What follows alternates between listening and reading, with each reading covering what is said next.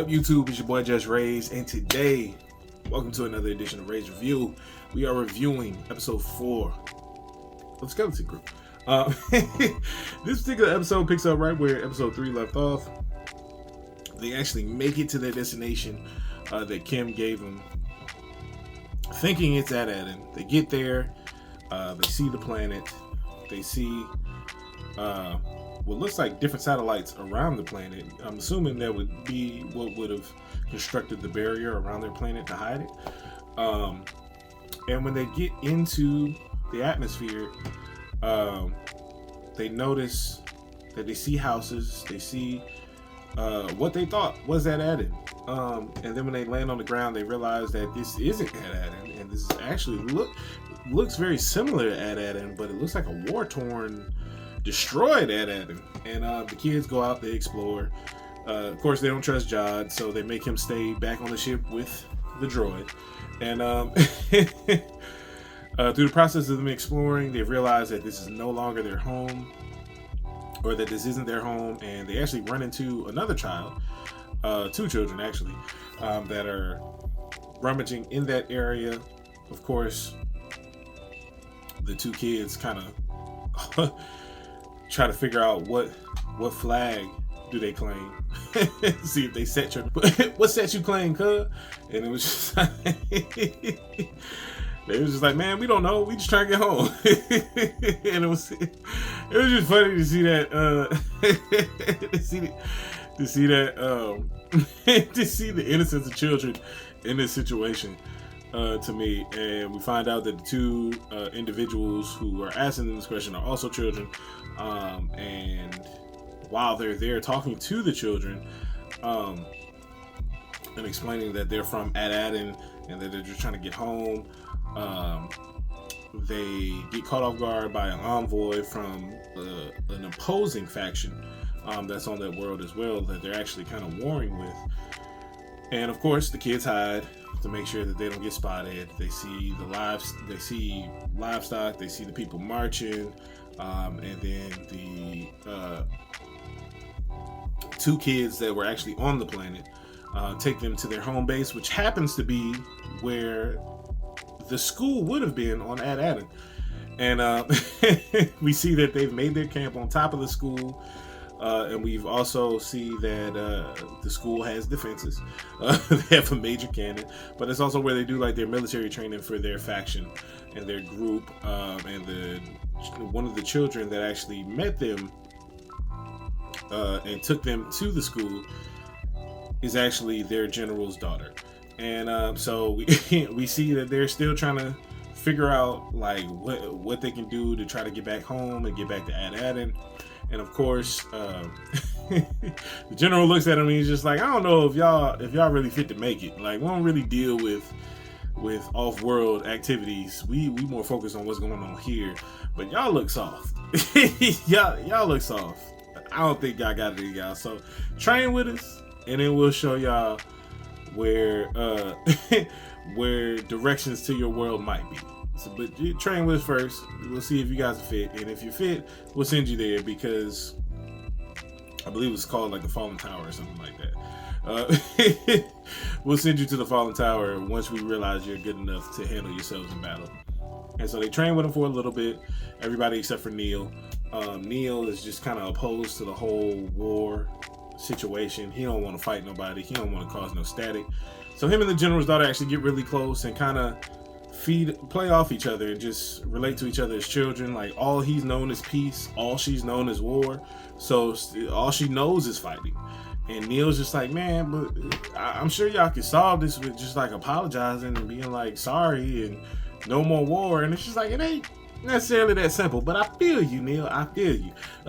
So it was just interesting to see his innocence and the innocence of a child in that situation, not knowing war, and then coming to a war-torn area and being like, yeah, y'all doing too much. Like, can we just keep it peaceful? Y'all doing too much. And so it was just cute. Neel was adorable this episode. And then we got to see kind of Fern take a step into the leadership role as as she's done in pretty much every episode, but we see it actually get to her as they continue to go through different trial after different trial.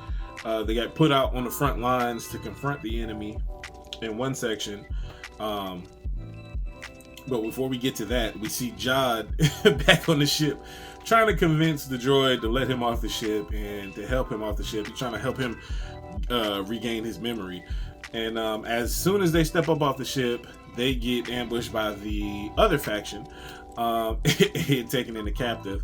But the droid actually caught Jod sneaking around the ship and rummaging through things.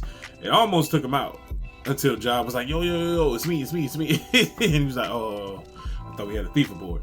But Jod did find the Republic credits that Whim was hiding in his sock. And pretty much come to find out, he used those credits as a bargaining tool for the soldiers that ambushed him as soon as they stepped off the ship to get their livestock. And then once he got the livestock, he met the opposing faction, the one where the kids were, in the middle of the road. And we see the kids, they made the kids get on the front line and see if they had the heart and the stomach to handle dealing with stuff on the front line. And when they went out there, they realized it was Jod on the other side and was just like, hey, Jod was like, hey, the opposing guy said these are yours. And pretty much gave him back the livestock that they stole not too long ago. And so pretty much squashed the conflict. So that was cute. And then we see, of course, Neel, Fern, Whim, and KB just overwhelmed with relief, knowing that Jod was on the other side. And of course, with the general's daughter being a friend to Neel, she was just like, hey Dad, they proved their bravery, so now let's take them to the Fallen Tower or whatever. So they took him to the Fallen Tower, and of course it's also something that was resembling something that was on At-Adin, which is the Director's Tower. And they go up there, they hotwire an elevator, go up to the top, and they see different columns, and each column has a different world with different coordinates. They found the world that Kim gave them, which led them to the world that they're on now. They found all these other worlds as well that were similar to the world they were on now and At-Adin. And they found the At-Adin panel, but unfortunately it had been like lasered off or cut off, the coordinates anyway. So they still don't have the coordinates. And of course, every time throughout the entire episode anybody said anything about At-Adin, the droid was like, I don't know nothing about no At-Adin. Can't say that I know anything about it in At-Adin. And of course that was getting on the kids' nerves. Fern got upset, walked away and cried a little bit, because she was just getting frustrated because she felt like she was letting the team down because she didn't know what she was doing. She was just like, Whim, you should have been captain. When Whim went to go check on her, and he was like, man, I wouldn't have got us this far. You at least got us somewhere. So he was like, I'm sure you'll know what to do when the time is right, and you'll be able to get us home. And she got annoyed by that because she was like, you can't just say that like everything's gonna be okay. And I feel her, you know what I mean? You can't just say that all willy-nilly. But it was just cute seeing the kids come together and help each other when they're down, seeing the general's daughter help Neel, seeing Whim be there for Fern, and just seeing that. And she was just like, through talking to Whim, she realized that droids do what they're told. And so she tried to pretty much trick the droid into remembering, to pretty much restoring his memory himself. She ends up doing it, and he recalls everything that happened, but it also triggers his defense mechanism, because his original captain told him if anybody ever came sniffing around, to pretty much tear them limb from limb. And so now he's attacking the children, and Jod's trying to get the blaster to work. It's not working, and the droid's about to attack the kids. Then Neel starts throwing rocks at the droid, and then it starts trying to attack Neel. And then before it could even, it was just about to attack him, and before it could, Jod was able to jump up and turn the droid off, and the droid falls over on top of Neel And Neel's just sitting there like, oh my god, oh my god, oh my god, with the droid over top of him.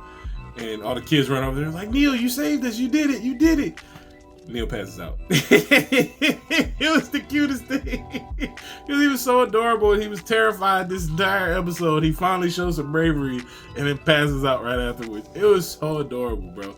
This episode, I really like this episode. I would give it a 9 out of 10, man. It was just cute seeing the kids come together, try to resolve their issues, try to address some of their issues, and try to figure it out. It was dope seeing Jod rescue him, even though he probably only did it for selfish gain, to make sure he can get to At-Adin, so that way he could double cross him and get that treasure.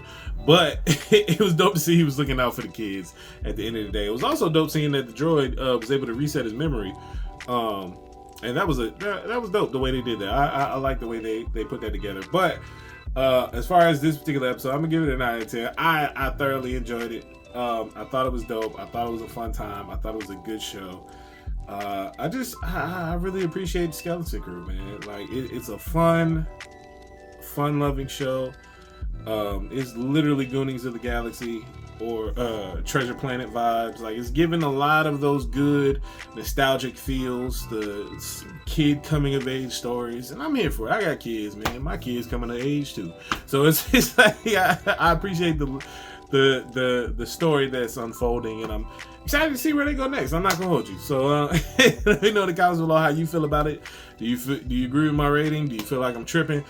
Are you enjoying the Skeleton Crew? Have you seen all 4 episodes yet? If not, what you waiting for? To be honest, if not, what you waiting for? But if you have seen it, chop it up with me in the comments below. No, try to avoid spoilers, but you know what I mean. If you can't, it is what it is. It's been out for a couple days, but don't forget to like the video, don't forget to share the video, don't forget to subscribe to the channel and hit that notification bell so that way you can be notified anytime we drop a new video on the channel, which is every day. So stay tapped in with your boy. Yesterday I dropped a Behind the Soul where I actually gave you a sneak peek into my creative process as an independent artist, and gave you a sneak preview of some songs that are dropping in 2025, as well as my creative process in creating a hook. So tap in with your boy. Stay tapped in if you're into music, if you're into comic book things, if you're into anything nerddom. Stay tapped in with your boy. Stay tapped into the channel. I know the Superman trailer is supposed to drop sometime today, so we're gonna be reacting to that too. But stay locked in with your boy. Subscribe to the channel, hit that notification bell, and never forget, it's FreeSoul to the show free. Let's get it.